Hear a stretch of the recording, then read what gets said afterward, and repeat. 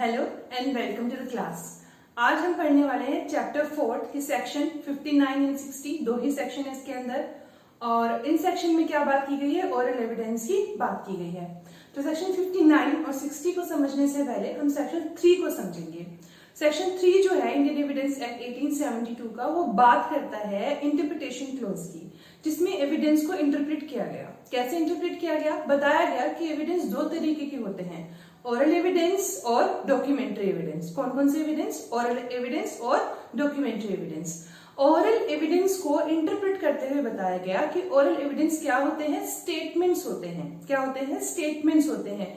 ऐसे स्टेटमेंट जिनको court permit करती है कि आइए और बताइए, या फिर जिनका बताना कोर्ट में लेके आना जरूरी होता है, रिक्वायर्ड होता है। तो दोनों ही तरीके के स्टेटमेंट्स होते हैं और वो स्टेटमेंट किनसे जुड़े होते हैं, फैक्ट से रिलेटेड। यानी कि जब भी कुछ पार्टीज को, किसी भी पार्टी को अपने फैक्ट को प्रूफ करना होता है, तो उस फैक्ट को प्रूफ करने के लिए क्या देना होता है, एविडेंस, साक्ष्य देना होता है। तो साक्ष्य दो तरीके के हुए, मौखिक और दस्तावेज से रिलेटेड, डॉक्यूमेंट से रिलेटेड और ओरल। ओरल कौन से हुए, स्टेटमेंट्स होते हैं, वाक्य होते हैं जो आगे विटनेसेस को खुद ही बताने होते हैं, जिनको की रिक्वायरमेंट होती है बताने की, फैक्ट से रिलेटेड होते हैं वो, या फिर कोर्ट अलाउ करती है कि ठीक है आइए बताइए कि कैसे फैक्ट जो है आप बोल रहे हैं कि ऐसे हैं। और दूसरी तरफ डॉक्यूमेंट्री एविडेंस की बात की गई, तो उन्हें बताया गया कि ऐसे डॉक्यूमेंट जिनको की कोर्ट में प्रोड्यूस किया जाता है इंस्पेक्शन के लिए, उनको बोलते हैं डॉक्यूमेंट्री एविडेंस। तो दो तरीके के एविडेंस सेक्शन 3 के इन क्लोज में बताया गया, इंटरप्रिटेशन क्लोज में बताया गया, जहां पे इंटरप्रेट किया गया एविडेंस को। अब जो उसका चैप्टर है, chapter number 4 Indian evidence act का, वो डील करता है ओरल एविडेंस के साथ में, जहां पे सेक्शन 59 कहता है कि proof of facts by oral evidence. क्या बात करता है कि ओरल एविडेंस के द्वारा फैक्ट्स का प्रूफ करना। तो सिंपल सी बात है, उन्होंने बोला कि जो भी ओरल एविडेंस है दिए जाएंगे, किन चीजों में दिए जाएंगे, कहाँ दिए जाएंगे ओरल एविडेंस। बोला गया कि ओरल एविडेंस सभी फैक्ट से रिलेटेड आएंगे, यानी कि जितने भी एविडेंस कोर्ट में आएंगे वो कैसे होंगे, ओरल एविडेंस होंगे। सिर्फ दो एविडेंस को छोड़ करके, दो एविडेंस में ओरल एविडेंस नहीं दिए जा सकते। कौन से एविडेंस होते हैं वो, जब भी कंटेंट्स ऑफ डॉक्यूमेंट की बात होती है वो, और दूसरी तरफ बात करी है इलेक्ट्रॉनिक रिकॉर्ड्स। अगर कोई मैटर, कोई फैक्ट जो है, कोई एविडेंस जो है वो बात करता है इलेक्ट्रॉनिक रिकॉर्ड की या फिर कंटेंट्स ऑफ डॉक्यूमेंट की, तो दोनों ही चीजों में यहाँ पर ओरल एविडेंस को मान्य नहीं किया जाएगा, वो डॉक्यूमेंट्री एविडेंस में जाएगा। ओरल एविडेंस में सभी साक्ष्य का ओरल एविडेंस दिया जा सकता है, सिर्फ कंटेंट्स ऑफ डॉक्यूमेंट को छोड़ के, और दूसरी तरफ बात करी है इलेक्ट्रॉनिक रिकॉर्ड्स को छोड़ के। तो ये जो हमारा सेक्शन 59 है सिर्फ इतना बोलता है कि proof of contents by, proof of facts by oral evidence.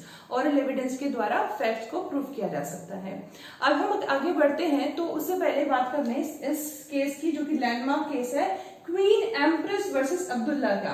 ये 27 फरवरी 1885 को डिसाइड हुआ था और honourable high court, Allahabad high court में डिसाइड किया गया था। और उसको डिसाइड करते हुए जज ने ये बोला था, ऑनरेबल जज ने ये बोला था कि वर्बल एविडेंस और ओरल एविडेंस में फर्क होता है। वर्बल एविडेंस और ओरल एविडेंस में फर्क होता है। ये बताया गया कि जो वर्बल एविडेंस होता है वो वाइडर होता है और जो ओरल एविडेंस होता है वो नैरोअर होता है। इसका मतलब ये हुआ कि अगर कोई व्यक्ति सिर्फ बात कह के, यानी ओरली कोई बात, मौखिक रूप से अपनी बात नहीं कह के साइन में बात कहता है, इंस्ट्रक्शन दे के कोई बात बोलता है, तो वो वर्बल में काउंट होगा। जबकि ओरल में सिर्फ क्या बोल रहे हैं, सिर्फ ओरली मौखिक रूप से कोई बात बोली जा रही है तो उसको काउंट किया गया है। लेकिन ऐसा जरूरी नहीं है। कई बार व्यक्ति इस कंडीशन में अगर नहीं है कि वो अपनी बात बोल पाए, अपनी बात कह पाए, तो उस केस में भी उसके जो एविडेंस को मान्य किया जाएगा। तो जैसे कि इस केस में हुआ था, एक व्यक्ति, एक लेडी को गला, मतलब उसको जो है कट करके जो है उसको क्या किया गया था, मार दिया गया था। तो वो इस हालत में नहीं थी कि अपनी बात बता पाए। तो उसमें क्या हुआ, जो साइन थे, साइन के थ्रू, जो उसके इंस्ट्रक्शंस थे उसके थ्रू काउंट कर लिया गया कि ये भी क्या है, ओरल एविडेंस है। तो ओरल एविडेंस और वर्बल एविडेंस दो अलग तरीके के एविडेंस है। इस केस में बताया गया वर्बल एविडेंस वाइडर है, जहां पे साइन को भी मान्यता दी गई। जैसे कि हमें पता है सेक्शन नंबर 119, ये जो सेक्शन है ना, 119 ये प्री एग्जामिनेशन में, जुडिशरी एग्जामिनेशन में बहुत बार आता है। तो सेक्शन 119 बात करता है डम विटनेस की, यानी जो मूक गवाह होते हैं, अगर ऑब्वियसली बातें वो नहीं बोल सकते तो फिर वो कैसे एविडेंस देंगे? ओरल एविडेंस अगर वो देंगे तो साइन के थ्रू, इंस्ट्रक्शन के थ्रू देंगे, वो भी ओरल एविडेंस में काउंट होगा। यानी कि जो डम विटनेसेस होते हैं, मूक गवाह होते हैं, वो अगर साइन के थ्रू, इंस्ट्रक्शन के थ्रू अपनी बात कह देते हैं, कन्वे करते हैं कोर्ट के सामने आके, तो उसको भी ओरल एविडेंस काउंट कर लिया जाएगा। जैसे कि अभी हमने बात की थी इस तरीके की कि वर्बल जो है वो वाइडर टर्म है और ओरल में तो सिर्फ और सिर्फ मौखिक आता है, तो वो नैरोवर टर्म हो जाती है। अब हमको ये तो समझ में आ गया वर्बल क्या होता है, ओरल क्या होता है, ये भी समझ में आ गया कि ओरल एविडेंस क्या होते हैं, और ये भी समझ में आ गया कि ओरल एविडेंस जो होते हैं कहाँ सभी फैक्ट्स के थ्रू दी जा सकते हैं, सिर्फ इलेक्ट्रॉनिक रिकॉर्ड्स और कंटेंट्स और डॉक्यूमेंट को छोड़ करके। देखिए सेक्शन नंबर 59, सेक्शन नंबर 60, ये दोनों बात करते हैं ओरल एविडेंस के बारे में, और ये दोनों ही बहुत इंपॉर्टेंट है। जबकि डॉक्यूमेंट्री जो एविडेंस की बात होती है वो सेक्शन नंबर 61 से शुरू होकर के 90A तक गए हैं, और वो भी बहुत ज्यादा इंपॉर्टेंट है, जहां पर पब्लिक डॉक्यूमेंट कहाँ है, प्राइवेट डॉक्यूमेंट कहाँ है, और हमारे पास जो डॉक्यूमेंट्री एविडेंस में बात करते हैं वो सारी चीजें, इनमें ना सेक्शंस में जितने भी है काफी सारी चीजें बहुत इंपॉर्टेंट है। हम आने वाली क्लासेस में सबके साथ डील करने वाले हैं, जो जुडिशरी पर्पसेस के लिए हम करेंगे। तो क्वीन एम्प्रेस वर्सेस अब्दुल्ला 1885 के केस से हमें समझ में आ गया कि वर्बल एविडेंस क्या होते हैं और ओरल एविडेंस क्या होते हैं। सेक्शन रहा गया proof of facts by oral evidence की बात की गई, और ये भी बताया गया, क्या बताया गया कि जितने भी फैक्ट्स हैं उनके बारे में ओरल एविडेंस दिया जा सकता है, लेकिन कंटेंट्स ऑफ डॉक्यूमेंट और दूसरी तरफ जो हमारे पास इलेक्ट्रॉनिक रिकॉर्ड्स हैं उनके ओरल एविडेंस नहीं दिया जा सकता। ये इंपॉर्टेंट है, इसको याद रख लीजिएगा बात को। अब हम सेक्शन नंबर 60 पे पढ़ते हैं, जिसमें की बात करिए कि जो ओरल एविडेंस है दैट मस्ट बी डायरेक्ट, वो डायरेक्ट ही होने चाहिए, इनडायरेक्ट एविडेंस हम नहीं लेंगे, इसका कहने का मतलब ये है। और इनडायरेक्ट एविडेंस का मतलब है हियरसे एविडेंस। तो यानी कि जब बेयर एक्ट के आप लैंग्वेज में जाएंगे तो उसमें देखिएगा वहां पर हियरसे टर्म को डिफाइन नहीं किया गया, लेकिन हियरसे एविडेंस क्या होता है, मैंने भी क्या बताया आपको कि जो ओरल एविडेंस कैसे होनी चाहिए, वो डायरेक्ट होनी चाहिए, यानी कि इनडायरेक्ट एविडेंस आप नहीं ले रहे, तो इनडायरेक्ट एविडेंस में वो हियरसे एविडेंस आता है। एग्जाम्पल से समझिए, मैं एक ऐसे विटनेस कोर्ट में गई, मैंने बोला कि हाँ ये क्राइम हुआ था, मैंने देखा क्राइम होते हुए, मैं गई, तो ये क्या हुआ, डायरेक्ट हुआ। लेकिन मैं जाके कोर्ट में बोलूं हाँ मेरी फ्रेंड ने मुझे बताया कि उसने क्राइम होते हुए देखा था, थर्ड पर्सन की यहाँ बात हो रही है, मैं तो जाके थर्ड पर्सन की बात बोल रही हूँ कि उसने देखा था, तो ये क्या हुआ, मैंने सुना, हियर से कही सुनी बात, मैंने सुना, उसने मुझे कहा और मैंने जाके कोर्ट में बोला, तो ये एडमाइजेबल नहीं होगा। सेक्शन नंबर 60 ये बोलता है।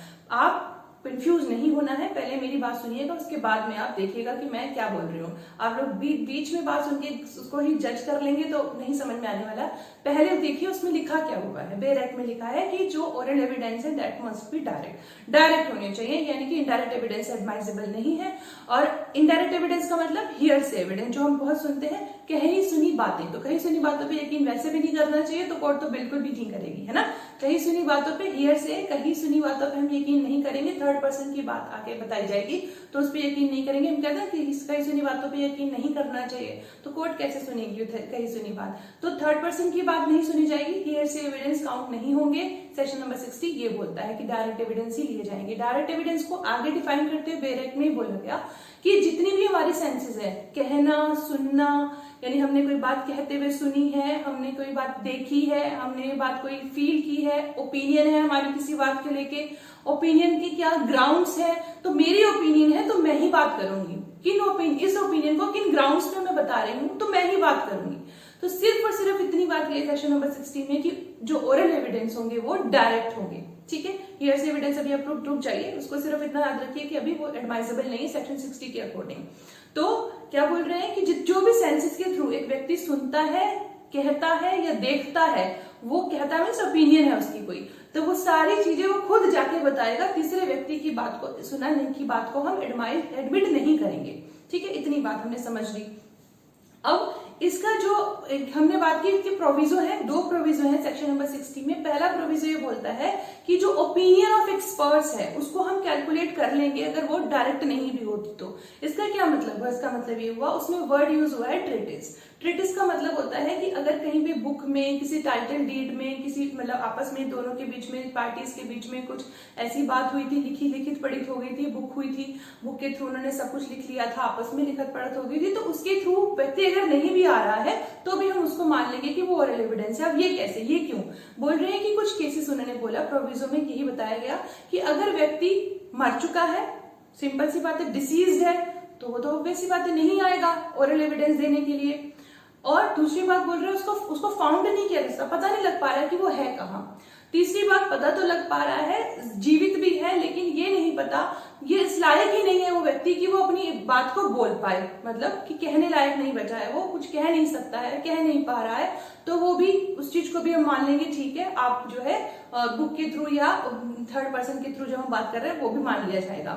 और चौथी बात ये बोल रहे हैं कि अगर उस व्यक्ति को कोर्ट तक लाया जाएगा तो कोर्ट की प्रोसीडिंग्स में डिले हो सकता है, ठीक है, या फिर वो अनरीजनेबल खर्चा होगा कोर्ट का, जो कि कोर्ट को लगता है कि अनरीजनेबल है, तो ऐसे खर्चे को अवॉइड करने के लिए भी अगर कोई थर्ड व्यक्ति आकर के ओपिनियन को बताता है, तो ओपिनियन ऑफ एक्सपर्ट्स अगर कन्वे करता है तो उसको मान लिया जाएगा।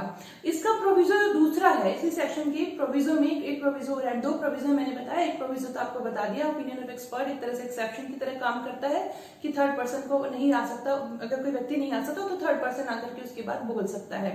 कैसे बोल सकता है, अभी बोला ना, ट्रिटिस के थ्रू, उनके थ्रू, जो डॉक्यूमेंट के थ्रू उनके बीच में आपस में जो करार हुआ था, जो ओपिनियन जिसने उसने व्यक्ति ने दी थी सेल के रिगार्डिंग, कोई सेल हुई थी, उसमें जो डीड थी वो जाके उसे दिखा देनी है, तो वो इन केसेस में जो मैंने आपको केसेस बताया कि व्यक्ति डिसीज है, फाउंड नहीं है, या वो इनकैपेबल है, बोल नहीं सकता है, या फिर वो इतनी दूर है कि आ नहीं सकता, डिले हो जाएगा, या फिर अनरीजनेबल एक्सपेंसेस होंगे, तो इन केसेस में जो ट्रिटीज है, जो उनकी सेल से रिलेटेड डॉक्यूमेंट है, उनको कंसिडर करके ओरल एविडेंस मान लिया जाएगा।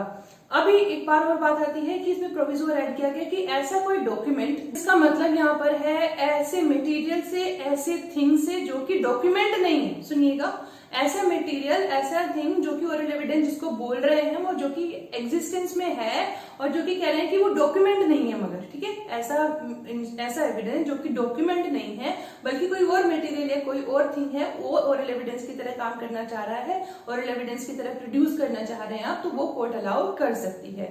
अभी देखिए, जैसे हमने भी बोला, प्रोविजो में ओपिनियन ऑफ एक्सपर्ट को एक तरह से एक्सेप्शन की तरह काम किया कि अगर आप बोल रहे हैं कि सेक्शन 60 में कि ओरल एविडेंस डायरेक्ट होने चाहिए, हियर से एविडेंस को हम अलाउ नहीं करेंगे, ओपिनियन ऑफ एक्सपर्ट को हमने क्या कर लिया, एक तरह से एक्सेप्शन मान लिया। तो सेक्शन 60 की जो हमने हियर से एविडेंस की बात करी, इसकी कुछ और एक्सेप्शन भी है, यानी कुछ और केसेस भी हैं जहां पे जो है हियर से एविडेंस एडमाइसेबल होगा, भले ही वो से एविडेंस है, एज एन ओरल एविडेंस उसको काउंट कर लिया जाएगा। कौन कौन सी केसेस है वो हम पढ़ेंगे, लेकिन दो केसेस आपको सेक्शन 59 और 60 से रिलेटेड है, मैं आपको बता देती हूँ। पहला केस है भीमा टीमा Dhotre versus the Pioneer chemical corporation 1967 का केस। इस केस में क्या हुआ, डॉक्यूमेंट से रिलेटेड केस था, मतलब डॉक्यूमेंट्री एविडेंस था, डॉक्यूमेंट्री एविडेंस था जो कि कोर्ट में प्रोड्यूस किया गया। अब क्या हुआ, उस डॉक्यूमेंट से रिलेटेड जो मैटर था उसको प्रूव करने के लिए बार बार व्यक्ति को बुलाया जा रहा था, विटनेस को बुलाया जा रहा था ओरल एविडेंस देने के लिए। तो कोर्ट ने कहा कि जो डॉक्यूमेंट्री एविडेंस है उसको ओरल एविडेंस देने की जरूरत तो है नहीं, उसको बार बार आप ओरल एविडेंस के लिए बुला के लेके आ रहे हैं, तो यहाँ पे क्या होगा, उसको मान लिया जाएगा कि ओरल एविडेंस है, पर उसकी डॉक्यूमेंट्री वैल्यू जो है वो खत्म हो जाएगी, वो उसको डॉक्यूमेंट्री एविडेंस के तौर पे नहीं उसको हम एक्सेप्ट कर सकते। वो क्या हुआ, फिर वो तो ओरल एविडेंस की तरह एडमाइसेबल होगा। तो ये चीजें यहाँ पर यहाँ हेड हुई। दूसरा केस है स्टेट वर्सेस राजल आनंद का केस। इसमें बोला गया सेक्शन 59 क्या बोलता है कि proof of facts by oral evidence हो सकते हैं, ओरल एविडेंस के थ्रू ही होंगे, डायरेक्ट ही होंगे, लेकिन रेस्ट जेस्टे का जो केस है अभी हम पढ़ेंगे, हमने बताया आपको रेस्ट जेस्टे कुछ एक्सेप्शन है हियर से एविडेंस की, कहीं केसेस में हियर से एविडेंस को as an oral evidence consider कर लिया जाता है, उनमें से एक एक्सेप्शन रेस्ट जेस्टे भी है। तो उन्होंने बोला कि डायरेक्ट एविडेंस ही होनी चाहिए। स्टेट वर्सेस राजल आनंद ने क्या बोला कि डायरेक्ट एविडेंस ही होना चाहिए। सेक्शन 59 में जो बोला कि प्रूफ ऑफ फैक्ट्स कर सकते हैं, फैक्ट्स को प्रूव कर सकते हैं ओरल एविडेंस के थ्रू, कौन से एविडेंस छोड़ के, एक तो हमें होता है इलेक्ट्रॉनिक रिकॉर्ड छोड़ करके, तब इलेक्ट्रॉनिक रिकॉर्ड और दूसरी चीज छोड़ करके हमने क्या बात करी थी, कंटेंट्स ऑफ डॉक्यूमेंट। दो चीजों को छोड़ के आप जितने भी फैक्ट्स हैं उनके ओरल एविडेंस दे सकते हैं। और अगर रेस्ट टेस्टे की बात आएगी जो कि सेक्शन 6 इंडियन एविडेंस एक्ट में है, तो वो एक एक्सेप्शन की तरह काम करता है। अब रेस्ट टेस्टे में पता है कि forming part of same transaction, अगर एक ही ट्रांजेक्शन के अलग अलग टुकड़ों में होती है और वो एक पार्ट बनाती है, एक पूरी ट्रांजेक्शन कंप्लीट करती है, तो उसमें अगर कहीं पर हियर से एविडेंस आ जाता है तो कोर्ट उसको कंसीडर कर लेती है एज एन ओरल एविडेंस। और ये एक एक्सेप्शन है। अभी हमने सेक्शन 60 की जो बात करी कि जो ओरल एविडेंस है वो डायरेक्ट होनी चाहिए, तो हियर से एविडेंस एडवाइजेबल नहीं होंगे, लेकिन एडवाइजेबल होंगे कुछ केसेस में। उनमें सबसे पहले आपने प्रोविजो में पढ़ लिया कि ओपिनियन ऑफ एक्सपर्ट के केस में, दूसरा मैंने अभी आपको बताया रेस्ट टेस्टे के केस में, क्योंकि अलग अलग ट्रांजेक्शन है उनमें से कुछ हियर से एविडेंस भी हुए तो कोर्ट कंसीडर कर लेगी उसको एज एन ओरल एविडेंस। तीसरी चीज जो बोलते हैं, आपने डाइंग डिक्लेरेशन पढ़ी होगी, मैंने वीडियो बना रखी है उसके बारे में भी, सेक्शन नंबर 32, जहां पे व्यक्ति की डेथ हो जाती है और व्यक्ति मरते हुए कुछ अपना क्या करता है, डिक्लेरेशन करता है, डाइंग मरते हुए डिक्लेयर करता है। अब व्यक्ति मर गया, उसको नहीं ला सकते हम कोर्ट में, तो क्या होगा, उनकी जो बात होगी उसको ओरल एविडेंस की तरह कंसीडर कर लिया जाएगा। देखिए जो हमारे पास केस है शरद बिरदीचंद सारदा वर्सेस स्टेट ऑफ महाराष्ट्र 1984 का केस में यही चीज बात की गई कि सेक्शन नंबर 32 को एज एन एक्सेप्शन कंसीडर कर लिया जाएगा हियर से एविडेंस, यानी कि एज एन ओरल एविडेंस उसको मान लिया जाएगा, मान्यता दी गई है। अब हमारे पास ये केस है कल्याण कुमार गोगोई वर्सेस आशुतोष अग्निहोत्री एंड नैदर 2011 का केस। इसमें बोला गया, ये सेक्शन नंबर 6 का एक केस है जिसमें ये कहा गया कि जो रेस्ट टेस्टे होगा, ये भी रेस्ट टेस्टे से रिलेटेड है और ये भी रेस्ट टेस्टे से रिलेटेड है, कि रेस्ट टेस्टे जो होगा वो हियर से एविडेंस का एक्सेप्शन है, मतलब कि ओरल एविडेंस को हम कंसीडर कर लेंगे अगर वो रेस्ट टेस्टे से रिलेटेड है, उसको हम हियर से एविडेंस को कंसीडर कर लेंगे। फिर हमारे पास एक और केस है सुखर वर्सेस स्टेट ऑफ यूपी 1999 का केस। इस केस में क्या हुआ था, इस केस में भी यही बोला कि सेक्शन नंबर 32 जो कि डाइंग डिक्लेरेशन की बात करता है वो एडमिसिबल है, भले ही वो हेयर से एविडेंस है लेकिन उसको ओरल एविडेंस की तरह कंसीडर कर लिया जाएगा। तो ये केस जो है दोनों सेक्शन 32 के हैं। एक एक्सेप्शन है सेक्शन नंबर 10 का।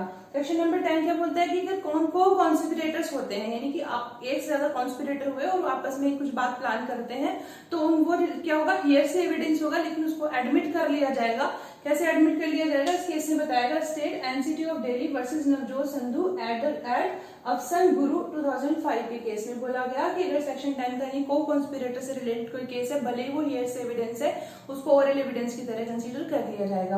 तो ये तो कुछ केसों के कुछ एक्सेप्शन के साथ, जैसे हमने बोला रेस्ट टेस्टे, ओपिनियन ऑफ एक्सपर्ट जो कि प्रोविजो में खुद है, सेक्शन नंबर 32, सेक्शन नंबर 10, और ये हमारे पास हो गए केस। और इसमें और एक बहुत ज्यादा है इंपॉर्टेंट चीज, वो है आप देखिएगा सेक्शन नंबर 17 से लेके और हमारे पास 39 तक जो कि एडमिशन और कन्फेशन की बात करते हैं, तो वो भी एक एक्सेप्शन की तरह काम करता है। ओरल एविडेंस जो कि हमने सेक्शन 60 में पढ़ा डायरेक्ट होने चाहिए उनके। स्पेसिफिकली सेक्शन नंबर 22 और 22A आप देखिएगा, 22A क्या बात करता है, 22A क्या 22 क्या बात करता है, 22A क्या बात करता है। 22 बहुत बात करता है कि ओरल एडमिशन जो है as to contents of document वो एक्सेप्टेड होंगे, उन्हें एक्सेप्ट कर लिया जाएगा। अभी हमने बात करी थी कि सेक्शन नंबर 59 में कि जो कंटेंट्स ऑफ डॉक्यूमेंट होंगे उन्हें हम एक्सेप्ट नहीं करेंगे एज एन ओरल एविडेंस, लेकिन यहाँ पर सेक्शन नंबर 2 में बोला कि ओरल एडमिशन जो होंगे, ओरल एडमिशन 17 से लेके 39 एडमिशन और कन्फेशन की बात करते हैं, तो सेक्शन नंबर 22 बोलता है कि जो ओरल एडमिशन होंगे भले ही वो कंटेंट्स और डॉक्यूमेंट से रिलेटेड है, उनको एडमिट कर लिया जाएगा एविडेंस। तो सेक्शन नंबर 17 से लेके 39 जो है एक्सेप्शन की तरह काम करते हैं, क्या सेक्शन 60 के, यानी कि जो बोल रहा है कि ओरल एविडेंस डायरेक्ट होने चाहिए। इसके अलावा एक और सेक्शन हमारे पास सेक्शन नंबर 33, उसमें क्या है, फॉर्मल प्रोसीडिंग। फॉर्मल प्रोसीडिंग का मतलब इससे पहले जो प्रोसीडिंग्स हुई हैं केस से रिलेटेड, वहां पर पार्टीज के बीच में क्या हुआ था, क्या विटनेस ने कैसा स्टेटमेंट दिया था, उस स्टेटमेंट को हम कैसे कंसीडर कर सकते हैं, as an oral evidence consider कर सकते हैं। और एक इसका प्रोविजन हमने पढ़ लिया, पब्लिक डॉक्यूमेंट से रिलेटेड जो केस होते हैं। देखिए मैंने आपको बताया था डॉक्यूमेंट्री एविडेंस जो बात करते हैं, पब्लिक डॉक्यूमेंट और प्राइवेट डॉक्यूमेंट दोनों की बात करता है। पब्लिक डॉक्यूमेंट सेक्शन नंबर 74 में है और जो प्राइवेट डॉक्यूमेंट है 75 में है। ये दोनों सेक्शन इंपॉर्टेंट है judicial examination point of view से, प्री में पूछे जाते हैं कि पब्लिक डॉक्यूमेंट कहाँ मेंशन है और प्राइवेट डॉक्यूमेंट कहाँ मेंशन है। तो पब्लिक डॉक्यूमेंट सबसे पहले आता है पब्लिक डॉक्यूमेंट और बाद में प्राइवेट है, तो पब्लिक जो है वो 74 में है और प्राइवेट जो है वो 75 सेक्शन नंबर में है। तो ये ध्यान रख लीजिएगा, पहले पब्लिक है बाद में प्राइवेट और दो सेक्शन है 74 75, ध्यान रखिएगा। फिर अभी हम बात कर रहे थे कि हाँ, पब्लिक डॉक्यूमेंट के केस में भी एक्सेप्शन की तरह काम करता है कि पब्लिक डॉक्यूमेंट्स हैं जो कि अभी पता है गजेट्स हैं, जो गवर्नमेंट के होते हैं, कोई प्रोसीडिंग्स होती हैं या फिर जो कि पार्लियामेंट प्रोसीडिंग्स होती हैं, तो उनको भी ओरल एविडेंस की तरह कंसिडर कर लिया जा सकता है। तो ये कुछ एक्सेप्शन है सेक्शन नंबर 60 की, और ये कुछ केसेस हैं जो हमने पढ़ लिए, और रूल क्या है वो भी हमने पढ़ लिए। हियर से एविडेंस क्या होते हैं, सुनी सुनाई बात, मैंने आपको एकदम बता दिया क्लियर कि सुनी सुनाई बातों पे बिल्कुल हम ध्यान नहीं दें, कोर्ट तो बिल्कुल नहीं देगी, लेकिन कुछ एक्सेप्शन है, रेस जेस्टे है, डाइंग डिक्लेरेशन है, और कन्फेशन एंड एडमिशन है, फॉर्मल प्रोसीडिंग्स है, ओपिनियन ऑफ एक्सपर्ट है जो सेक्शन नंबर 60 के अपने खुद के प्रोविजन में बात करता है, और हमने अभी बात करी सेक्शन नंबर 33 है, फॉर्मल प्रोसीडिंग, पब्लिक डॉक्यूमेंट है। तो ये सारी चीजें जो है एक्सेप्शन की तरह काम करती हैं, किसके कि ओरल एविडेंस डायरेक्ट नहीं हो सकता, इनडायरेक्ट भी हो सकता है, हियर से एविडेंस को हम एडमिट कर सकते हैं। I hope you like the class. Thank you so much for listening. Thanks a lot. Keep learning and keep smiling.